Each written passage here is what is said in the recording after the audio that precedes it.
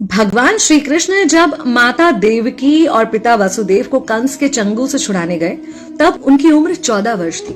उनकी माता ने उनसे पूछा कि बेटा तुम तो भगवान हो, तो तुम हमें पहले ही कंस के चंगुल से छुड़ा सकते थे, इतनी देर क्यों कर दी? तो कृष्ण जी ने कहा, माता क्या पिछले जन्म में आपने मुझे 14 वर्ष का वनवास नहीं दिया था? माता हैरान रह गई, बोली ये क्या कह रहे हैं आप? तब कृष्ण जी ने बताया कि पिछले जन्म में मैं राम था और आप थी माता कैकेयी और आप ही ने मुझे 14 वर्ष का वनवास दिया था और कर्म फल से कोई नहीं बच सकता माता, इसलिए आपको 14 साल का ये दुख सहना पड़ा। तब आश्चर्यचकित होते हुए माता ने पूछा, तो फिर यशोदा पिछले जन्म में कौन थी? कृष्ण जी ने बताया, वो थी माता कौशल्या, जो 14 साल तक अपने पुत्र से अलग रही थी। उन्होंने उस दुख को सहा था, इसलिए इस जन्म में 14 साल मैं उनके पास रहा और मेरे साथ रहने का माता और पुत्र के प्रेम का सुख उन्हें मिला। कहने का मतलब यह है कि कर्म फल से ना उस युग में कोई बचा था, ना आज कोई बचेगा।